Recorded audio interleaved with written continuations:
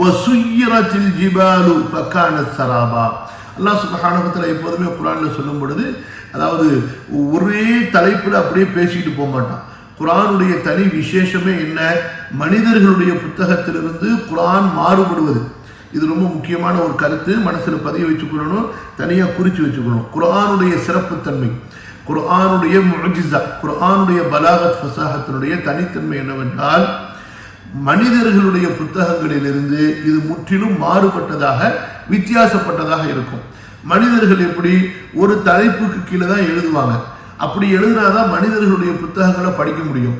ஒரே பக்கத்துல 10 விஷயங்களை பத்தி பேசினா இவர் என்னப்பா குழப்பறாரு, ஒரு விஷயத்தை பேசிக்கிட்டு இருக்கும்போது அடுத்த பக்கம் போறாரு அப்படின்னு விட்டுருவாங்க. எல்லாமே ஒரே தலைப்புக்கு கீழே தான் மனிதர்கள் எழுதக்கூடிய புத்தகங்கள். அல்லாஹ்வுடைய குர்ஆன் அப்படி இருக்காது. அல்லாஹ்வுடைய குர்ஆன் இருக்குது, ஒரே பக்கத்துல 9 விஷயங்களை பற்றி அல்லாஹ் பேசுவான். ஒரே சூறால 100 விஷயங்களை பற்றி அல்லாஹ் சுப்ஹானஹு வ தஆலா பேசுவான். ஸோ அந்த மாதிரி தான் அல்லாஹ் ஒரே வசனத்தினுடைய 2 பகுதியில, ஒரே வாக்கியத்துல, ஒரே வரியில இப்படி பலதரப்பட்ட தலைப்புகளை அல்லாஹ் சுப்ஹானஹு வ தஆலா உள்கொண்டு வருவான். இது அல்லாஹ்வுடைய கலாமுடைய ஒரு முஅஜிஸா. இது குர்ஆன்ல படிக்கும் பொழுது அவ்வளவு இன்பமாகவும் அவ்வளவு ஒரு அற்புதமாகவும் இருக்கும்.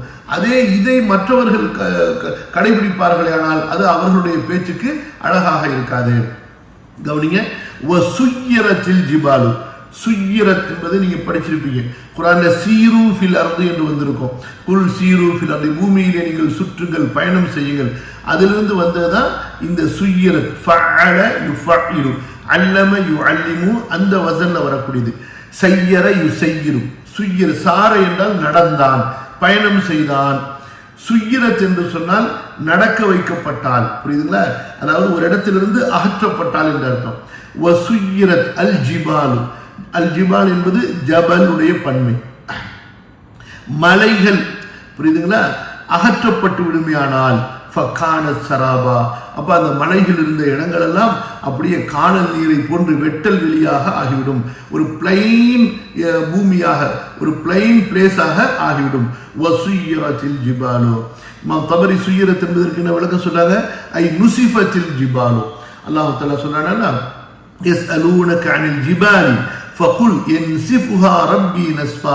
நபியே, மலைகளை பற்றி அவர்கள் கேட்கிறார்கள், நீங்கள் சொல்லுங்கள், அந்த மலைகளை அல்லாஹ் தஆலா சுக்குநூறாக, பொடிப்பொடியாக, நீங்க மிக்ஸில போட்டு அரைச்சி பொடியாக்குறீங்க பாருங்க, அம்மியில போட்டு நசுக்கி பவுடர் ஆக்குறீங்கல்ல, அந்த மாதிரி பொடி பொடியாக ஆக்கப்பட்டு நுசிஃபத்தில் ஜிபாலு, மலைகள் பொடி பொடியாக ஆக்கப்பட்டு விடும். புஸ்ஸத்தில் ஜிபாலு பஸ்ஸா. அதே போல அல் காரிஅத்து மல் காரிஅ வமா அத்ராக மல் காரிஅ யௌம யகூனு الناس كالفراش المبثوث وتكون الجبال كالعهن المنفوش. இந்த சாயம் ஏற்பட்டு போட்டு முடிகள், அந்த காலத்துல ஆட்டு ரோமோ ஒட்டக ரோமங்கள் எல்லாம் சாயம் ஏற்றி வெயில காய வைப்பாங்க. அப்ப பெரிய காத்து அடிச்சிருச்சுன்னு சொன்னா அந்த ரோமங்கள்லாம் அப்படியே பறக்க ஆரம்பிச்சிடும். அந்த மாதிரி கலர் கலரான மலைகள் பல கலர் இருக்குல்ல, அப்படியே வானத்துல பறந்து கொண்டிருக்கும் முடிகள் பறப்பதை போன்று நல்லா சொல்றான். கவனிய, வனுசிஃபத்தில் ஜிபாலு, வானங்கள் சுக்குநூறாக ஆக்கப்பட்டுவிடும். ஃபஜ்துஸ்ஸத் மின் உசூலிஹா, அந்த மலைகள் சுக்குநூறாக ஆக்கப்பட்டுவிடும். ஃபஜ்துஸ்ஸத் மின் உசூலிஹா, அந்த மலைகள் எல்லாம் அதனுடைய வேறுகளிலிருந்து அப்படியே பிடுங்கப்பட்டுவிடும். நல்ல கவனிங்க, அல்லாஹ் தஆலா எவ்வளவு பெரிய உண்மையை சொல்லி காட்டுறான் பாருங்க. இப்போ என்ன, இப்போ உள்ள அறிவியல் ஆராய்ச்சியாளர்கள் கண்டுபிடிச்சிருக்காங்க. அல்லாஹ் தஆலா குர்ஆன்ல அப்பயே நமக்கு சொல்லிட்டா, நம்முடைய அறிஞர்கள் அதை இலகுவான எளிய வாக்கியத்தை கொண்டு அழகா சொல்லிட்டு கடந்து போயிடுறாங்க. எப்படி, ஒரு மரத்தை நீங்க பாக்குறீங்கல்ல, அந்த மரம் வெளியில பார்க்கும் பொழுது எவ்வளவு பெருசா இருக்கு, அதே போலதான் அதனுடைய வேர்கள் பூமிக்குள்ளார போயிருக்கும். ஒரு மரம் எவ்வளவு பெருசா வெளியில தெரியுதோ, நல்ல வலுவான மரமாக இருக்குமே, ஆனால் அதனுடைய வேர்கள் பூமிக்குள்ளார ஆழமா பதிஞ்சிருக்கும். இப்போ உள்ள அறிவியல் ஆராய்ச்சியில கண்டுபிடிக்கிறாங்க, ஒரு மலை எந்த அளவு உயரமாக இருக்கிறதோ, அகலமாக இருக்கிறதோ, அதே அளவுக்கு மேல எப்படி இருக்குதோ கீழையும் இருக்கும், பூமிக்கு கீழே இருக்குன்னு இப்ப கண்டுபிடிச்சிருக்கிறாங்க. புரியுதுங்களா? அதை நம்முடைய அறிஞர்கள் குர்ஆன்ல இருந்து எவ்வளவு அழகா முன்னாடியே சொல்லிட்டு போயிடுறாங்க. வனுசிஃபத்தில் ஜிபாலு, மலைகள் அப்படியே சுக்குநூறாக ஆக்கப்படும். அந்த மலைகள் பூமியிலிருந்து பெயர்க்கப்படும். மின் உசூலிஹா, அவற்றுடைய வேர்களிலிருந்து.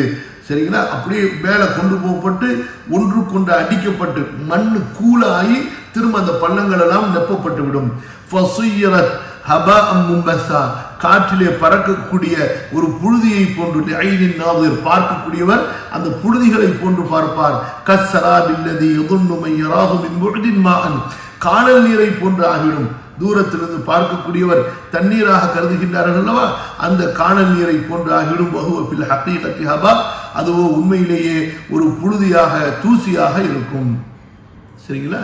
அப்ப அல்லாஹ் சுப்ஹானஹு வ தஆலா இந்த ரெண்டு அதாவது வாக்கியங்கள்ல, அதாவது முதல் வாக்கியம் 17 இன்ன யௌமல் ஃபஸ்லி கான மீகாத், அது ஒரு தனி சப்ஜெக்டா அல்லாஹ் முடிச்சான். அடுத்து யௌம யுன்ஃபஹு ஃபிஸ் ஸூரி ஃபதஅதூன அஃப்வாஜா வ ஃபுதிஹத்திஸ் ஸமாஉ ஃபகானத் அபுவாபா வ சுய்யிரத்தில் ஜிபாலு ஃபகானத் ஸராபா. அப்ப அந்த சூருக்கு பின்னாடி நடக்கக்கூடிய நிகழ்வுகள்ல 3 நிகழ்வுகளை அல்லாஹ் தஆலா சொல்லிடுறான். அப்ப அதாவது முதல் நிகழ்வுல சொல்லப்படக்கூடியது 19, 20வது வசனத்துல சொல்லப்படுகிறது, வானம் பூமிகள் அகற்றப்படுவது, மலைகள் அகற்றப்படுவது. இரண்டாவது சூழ்நிலை ஊதப்படும் பொழுது மனிதர்கள் அல்லாஹ்விடத்துல கூட்டம் கூட்டமாக வருவார்கள் அல்லவா, அதை அல்லாஹ் தஆலா முதல்ல சொல்லிடுறான்.